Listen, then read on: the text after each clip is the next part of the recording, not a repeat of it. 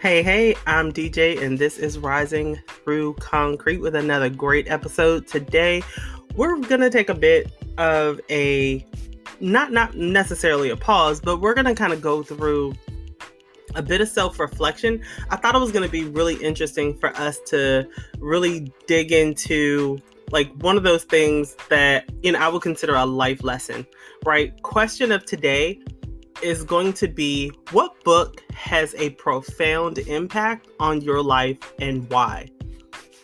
What book has a profound impact on your life and why? Now, I know we're still early in the podcast since I'm re-rolling this out. And, I had time to think on this one. I remember the first time I kind of came across this question, and I couldn't really answer it with like one book, right? So when I was younger, and I have to break it apart, right? I think everybody kind of has all these books, and we read so much, we take in so much information where it feels like, what one book is really just going to pivot your life, and like, why is it pivoting your life?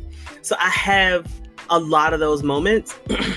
And then even reading and writing, it's really hard for me to like nail down like one or two. And I was actually talking to a friend of mine, and she kind of laughed me out a little bit because I only had 3 for 5 books that have really, and I say books as in like physical books. I would even say 6 books that have really like stuck out to me, right? And you're gonna probably think that they're crazy, but the way that I approached the question wasn't a book that has a profound impact on my life, but it's really, what chapter of my life am I in, and why that book had a profound impact on my life, right? So I'm gonna start with book number 1, and I needed to go back because I think this really set the cornerstone for me and being in that creative space, right? So no, I didn't have everything there. And of course we don't when we're younger. For me, it was Aesop's Fables. Now, just take a pause for a second. Yes, I said Aesop's Fables. And it had nothing... How am I going to respond to this? So there were a couple things about the book that I resonated with, right? One, artistically, the way the book was presented to me, I connected with immediately. So between the animals and the way the book was poetically written, I loved the way the story was put together. Now, everybody has a different rendition of the book and the way the fables are written and the way the stories are laid out. And I cannot remember the way this one was done. I do remember on the front, though, this one had the picture of the crane in the creek. And so if you guys can find like the cover of that one, that'd be great. Share it on social media. Like I need to find this book. I can't remember. I can't for the life of me remember what version of that book it was. And so also there was pieces of it where going through it, like it really resonated with me, not just for the artistic pieces, but to really just watch how the animals were moving, what was happening in these stories, and why they were important to me. So one, it set a really good moral foundation, just thinking through some of these stories. Also, it inspired me to write. So, my God, it's so weird because I did go to a school that was a bit more diverse in DC. And it was interesting because yes, I started reading early, and you do have some kids of color here in the city who'll say, yeah, I started reading when I was younger. Like I was that kid who went to J.O. Wilson, And I was reading in kindergarten, and I remember having the Afro newspaper come out, write an article, and they were putting me in the newspaper. Like, I don't know what it was, why it was so profound, but I do remember like that was happening. For some reason, our family had the article, we had everything set up. I remember there being an interview with my teacher. I remember there was an interview with my mom, and there were like a couple other things that were happening around that time.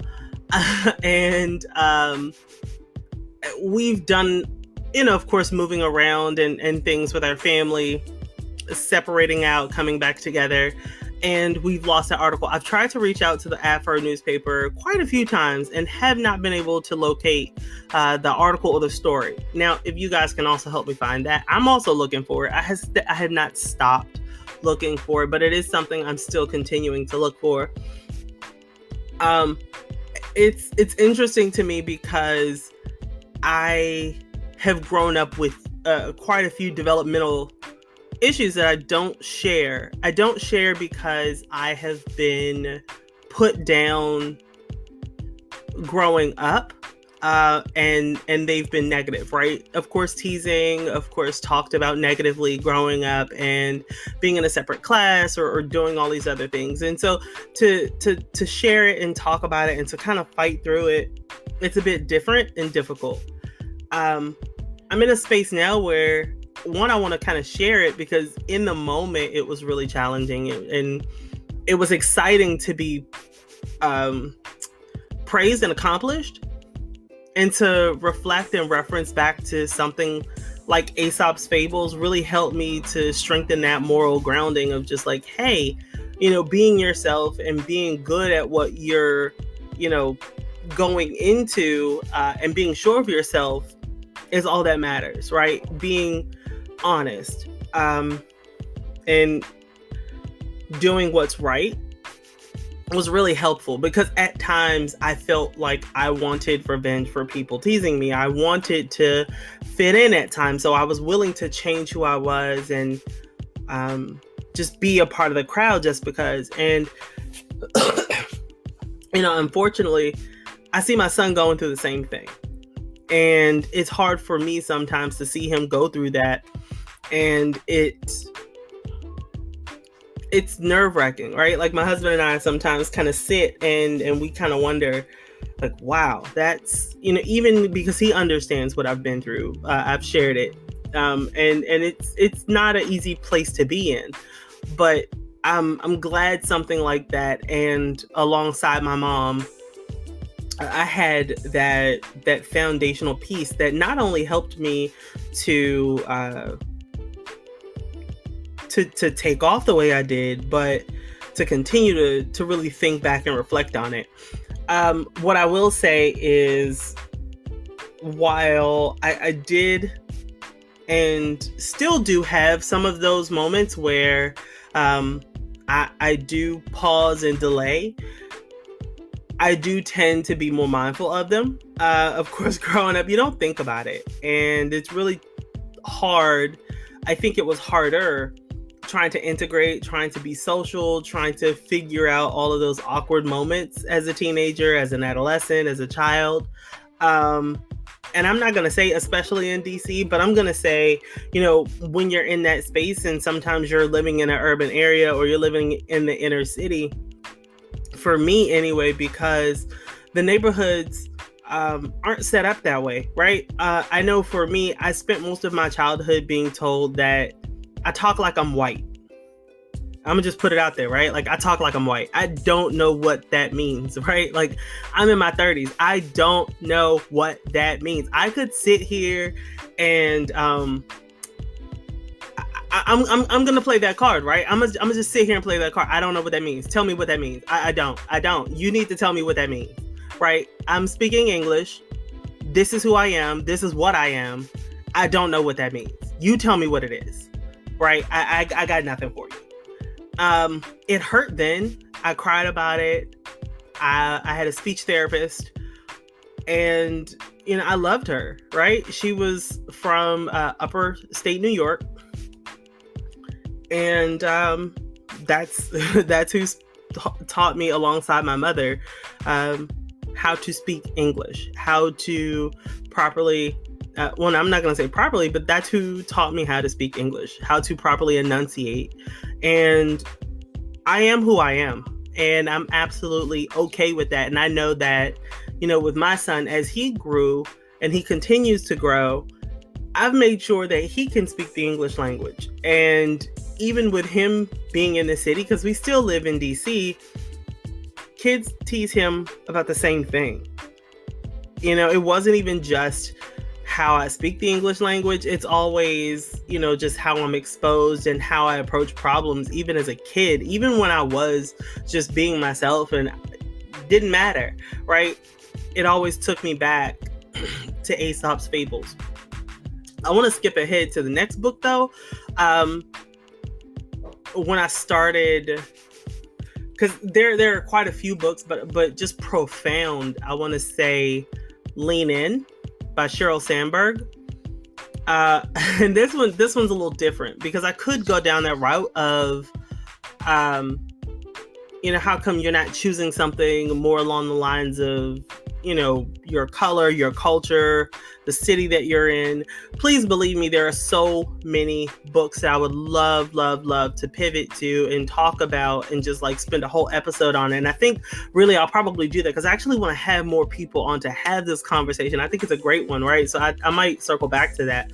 But really Sheryl Sandberg, right? I think in the space of talking about social media, a lot of people have given her flack for, you know, the security and where we are in this space of how we share and how we communicate. But what was interesting in reading her book early on in my career was not necessarily taking no for an answer, but also being willing to fight for yourself and also understanding when moving up is not always best, but moving over, right? Because sometimes it's not about always moving up, but making that lateral change to just expand where your skill sets are. Because when you're breaking the glass ceiling, sometimes it's trying to learn and hone in on some of those skills that we already have. And I think, you know, we can break glass ceilings. We do it all day. We do it every day. We champion through a lot. And I'm saying that as a woman right now. I think because we're layered, we're so faceted that we don't give ourselves enough credit. We're really good at complimenting others and where others are, but we don't oftentimes take that mirror and turn it back on ourselves enough to have the conversations that we need to have. So in reading her book, I started to really shape who I was and where I was. And the person who told me to read the book, I want to just thank her. It's an interesting space to be in when I was given the book to read, but I needed it at that point in my life because I recognized that I was moving in a direction that called for me to shift, and not necessarily up, but over, because I was getting to a space where I was bored, and I did not always recognize what I needed to do when I got to that space. I would move up so much that I would always think it's time to move up. It's time to move up. And my skill set would oftentimes, unbeknownst to me, be telling me, hey, move over, move over.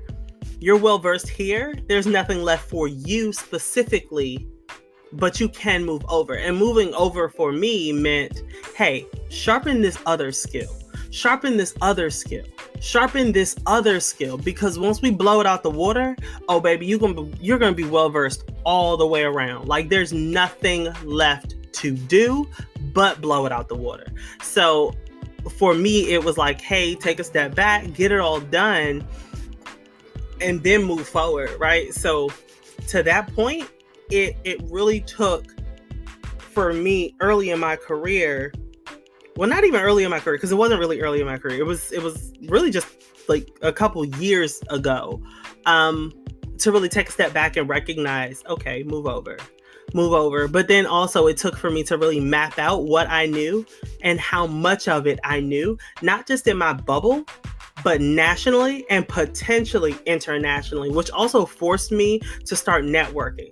It forced me to start looking at not just what I know from my lens, but who I could learn from outside of where I stood. Because you always think people know you or people should know you, but do they really? And how much of, what you think people should know, are they really clear about? The next book that really shifted the perspective from reading Lean In, because I thought that was a really good book, was The Memo. Now, I don't know. Oh man, I don't know how to feel about The Memo, right? Because it was so profound, but it complemented Lean In perfectly for me being a woman of color in a career space that I am in currently. I would recommend you read it if you're really in a space where you're trying to make a change and you're so used to being in the corporate space, you're so used to being in that desk space, and if you just haven't felt that drive and you don't know why, right? And you've probably felt that burnout. I'm gonna put the information down in the description, but The Memo is written by Minda Harts, I think it is. Minda Harts. I recommend you read it. And it's so weird to me because, and the reason I laughed was when I started reading it, she automatically, it doesn't take a dig at Lean In, but what it does is it talks about how linear the book is if you are not of that larger group. And by larger group, I mean majority in the color. If you're a minority, it's going to speak to you. And what I did love about The Memo was that it felt like she was just talking to me if I were someone who just did not want to participate. Like, I just did not want to go to the social gatherings. I did not want to network. I just didn't want to talk to the supervisor. I just did not want to. I don't care about your cocktail party. I don't care about your birthday. Look, I just don't. Okay. However, what I loved was the way Minda laid it out. I love the way she took you along the ride from her perspective, looking through that glass door, right? It's not even about you all the time, but it's about the larger journey. And if you're asking for things to always and constantly be objective, then you don't know people. And we are social. And so sometimes you're thinking, oh, it's fraternizing. It's jumping over that fence. Sometimes it's not, we may think that we're having a conversation that's kind of outside of the scope, but we're really not. We're honestly not. I think it's really more about having that social awareness. It's really about opening up and recognizing like, hey, I'm more than just this one part of my life, because sometimes we try so hard to shut ourselves off when we walk out of the door at work. However, we want that same grace when something is going on in our lives. And I love the way Minda, she did a beautiful job of braiding that all together. So I not only recognize that the book is made specifically for not just women of color, even though it really did speak to that, but people of color who can really identify with trying to move up the ladder and not realizing like, hey, you really do need to put the work in. And this is what that journey will look like the more you move along that journey or that space or that pathway, right? What I will also say is it's important for me because just moving along that pathway and just trying to get that network and that inner circle, whether it be at work or outside of work, it's necessary, right? You got to be able to unplug. You got to be able to recharge. You got to be able to step away and step back in. And it's a great space to be in. So what I want to do is just recap those books. But what I will do right now is I want to just kind of take a pause right here. I'm sitting here with my tea with you guys, and we're going to hit these messages up real quick. And we're going to come back and do a wrap up. As always, I love you guys. Couple seconds, and we're going to come right back and wrap this thing up.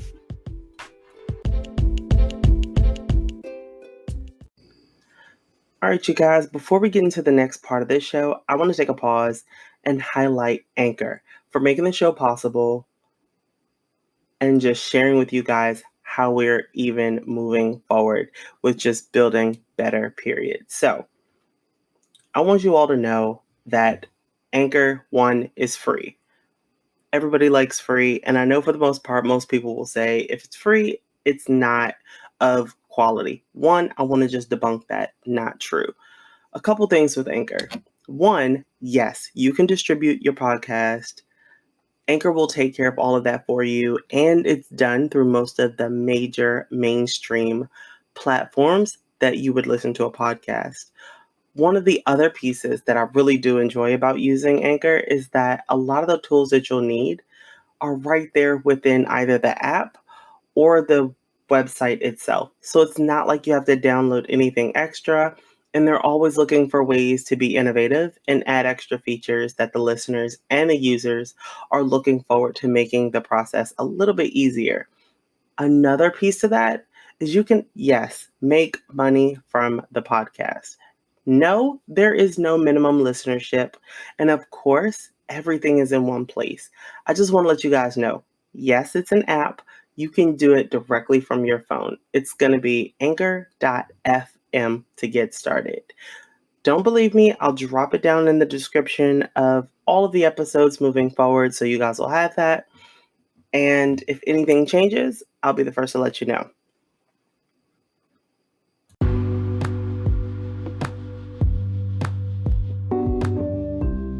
Hey, and we are back. And the question we are responding to is, what books had a profound impact on your life? Now, for me, I shared mine, but I want to hear yours. I did share. I'm going to continue to share. Please let me know. Facebook, Twitter, Instagram, LinkedIn, wherever you guys are. Let me know what books had a profound impact on your life. I am interested to know what books had a profound impact on your life. Just a quick recap and then a couple highlights here and there, right? So for me, it might sound a little off. It might sound, on. I don't know. Mine was Aesop's Fables. And I know there are so many more. I'm going to share a couple extras because I have a couple books I didn't get around to sharing as well. But I had Aesop's Fables. I had Lean In by Sheryl Sandberg. I also had The Memo, which is by Minda Harts. I did go back and check that. So yes, that is by Minda Harts. I have two books that are done by Neil deGrasse Tyson. And I know there is, so the two by Neil deGrasse Tyson that I do recommend are some of his most recent ones, but I have read some of his older ones. I recommend those. And the reason I would recommend those are, one, I think he does first of all, I don't know how y'all feel about spirit animals or spirit people, but he is one of my spirit people, right? His philosophy of thinking is phenomenal, just to put life into context, into, at some point, but just his way of just objectively thinking is, I love it. But the two books that I enjoyed reading, one had more of a profound impact on me than the other, but the two books were Astrophysics for People in a Hurry. And that was one I really just read while I was riding the train. I didn't realize that I was going to enjoy it as much as I did, but I did. And I usually enjoy anything he writes. And I love the fact that he did do this in partnership. So I loved it. And also Accessory to War. Now, I was more taken aback by Accessory to War, but it was something that really put into perspective sometimes the way we think so small in our own spaces. And it really did widen sometimes the way we need to really shift our thinking, not only to sometimes hold people accountable, but to really just think beyond our own bubbles. I loved it. There are quite a few more. One is it's a novel. It's called One to Watch. That one I think is done by Kate London. One, I loved it because this one was done. It was written about a plus size blogger, and just her trip to Paris, and just her trying to understand her body, the way she fits in, and just what that looks like in her journey along there. And I absolutely loved it. And I love reading. So there's so many books, I can't list them all. I'm a book nerd, a bookworm. So, by all people, we would be sitting here for hours if I had to go through all of this. But there are so many books that I would love to share with you guys. If this is something you want to keep up, we want to talk about books, you want to talk about what we're reading, what we're not reading, and why, let's do that, right? I've learned a lot from these books. I've messed up a lot from these books. I've taken these books out of context. I've put them back into context. I've looked at the authors. I've followed the authors. I still do on some of them, but I love to read, most definitely. And I know you guys do too. So let me know what you're thinking, what you're not thinking, who you're thinking about. Again, this week's word, our core value that we are being more intentional about, is belonging. I posted the word yesterday. I'm sharing it again today. You guys are going to hear me talk about it probably tomorrow. I don't know. You guys will hear the word belonging. How do you belong? So, we talk about belonging, and I'm just wrapping it up right now so you guys can, just set your intentions and be where we need to be. But think about that core value this week. Where do we feel most like ourselves? And, do you have a tribe? Do you have a collective? One thing I try to tell my kids is, you find your vibe from your tribe. Don't try to fit in where you most definitely don't feel comfortable. And you don't need to change who you are to fit in. I think, that social awkwardness, I got one in middle school, one in high school. So that social awkwardness of just trying to figure it all out, we can tell them and we can share and we can pour into them, but they're going to go through life themselves. And we can only give them what we have in that moment. We can do the best we can. Take that with you today. Make someone smile on purpose. And as always, build strong, rise with intention, and thrive with courage and confidence. I love you guys. Have a great week, and I will see y'all again or talk to y'all next week.